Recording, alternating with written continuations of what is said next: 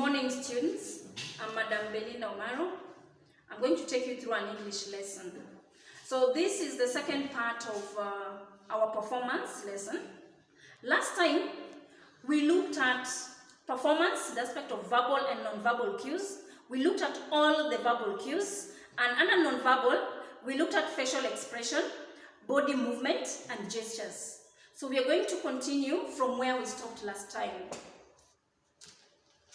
So we have another non-verbal cue, which is posture. Our posture suggests our attitudes towards something.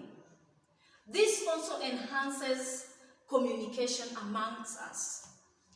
Our posture can communicate attitude and emotions, and even moods.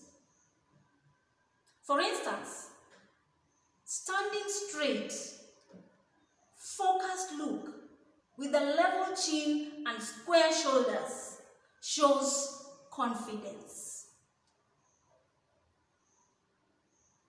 But when you stand with bowed head, drooping shoulders, and bent knees, you are communicating defeat. You're humbled, you're resigned. Sitting handled in a heap with hands on your cheek, or staring straight ahead at nothing in particular, shows despair or deep sorrow. But when you're relaxed or laid back position, then you are contented, you're satisfied. The position you take in relation to one another also communicates. For instance, physical closeness communicates affection, feelings of affection. But when you're sitting or standing apart from others, it shows dismissal, or what you can say, you don't want to associate with the rest. Now, I want us to go through this poem together. We'll go through the poem together and attempt to answer questions on performance. So please let us read the poem together. As I meditate and levitate in human state, no one can see how the internal sea wells up with hope. But let's hope life so dear, with love so near, and closeness so close, will bring home the thing that we hope, means to transform even the simplest digit into a magnified seed of a mustard tree.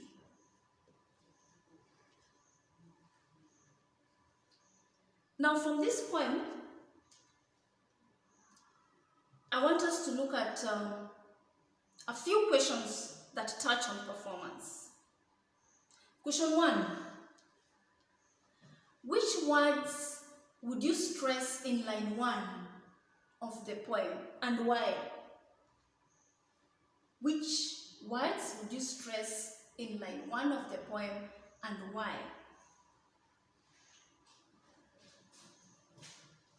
So in line 1, we'll stress I meditate. Line 1 is, as I meditate.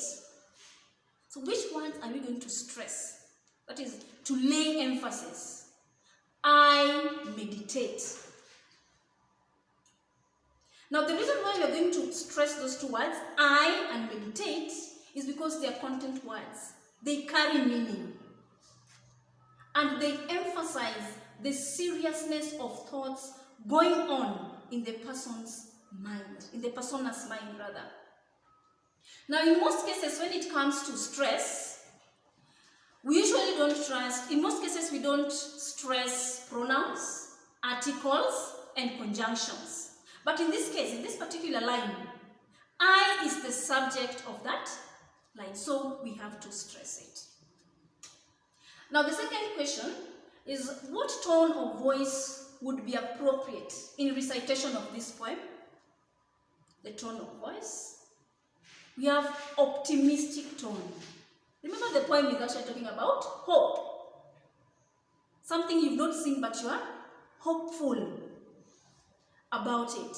So the persona hopes that with love and closeness, the simplest digit can be transformed into a magnified seed of a mustard tree. Then we could look at this third question, the last one. How would you say the last line of this poem? How would you say the last line of this poem? The last line of the poem is of a mustard tree. That's the last line of the poem, of a mustard tree. Now we say that when it comes to questions of how would you say or how would you perform, you have to bring out the aspect of verbal cue and non-verbal cue. Usually look for the marks. If there are 4 marks against that question, then it means that you need 2 verbal cues and 2 non-verbal cues. If there are 4 marks, it's 2 verbal cues, 2 non-verbal cues. And if there are only 2, then 1 verbal and 1 non-verbal cue. The reason is you cannot say something without actually putting in the non-verbal cue. So for that particular line, how would you say the last line of this poem? The first response, I would use a falling intonation to show that the poem has come to an end. I would use a falling intonation to show that the poem has come to an end. So that one is verbal. Then the second response we have, I would put my thumb and index fingers together to show how tiny the mustard seed is. That is a gesture. So when it comes to these questions, you're not supposed to use blanket words like facial expression, gestures. Be specific. If it is facial expression, what will you do with your face? If it is the gesture, what will you do with your hand? Now, I'd like you to note that, as we've said, questions of how would you say, how would you perform? First, it needs personal involvement. How would you say this line? I would. And then, as we've said, it needs both verbal and non-verbal cues. It needs both verbal and non-verbal cues. And of course, you have to state the reason. You have to state the reason. I would smile to show what? Now, I want us to take this assignment, write it down, and then you attempt. Read the poem and then answer the questions that follow. So that is the poem. Read that poem.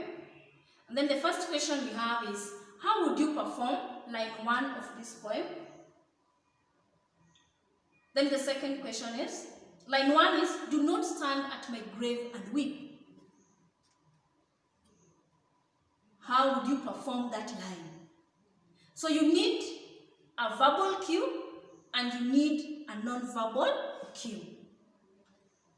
Then which words would you stress in the last line of this poem? I'm not there.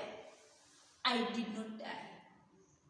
So you write the words you stress and the reason why you stress those words. That is the end of my lesson today. Thank you for listening.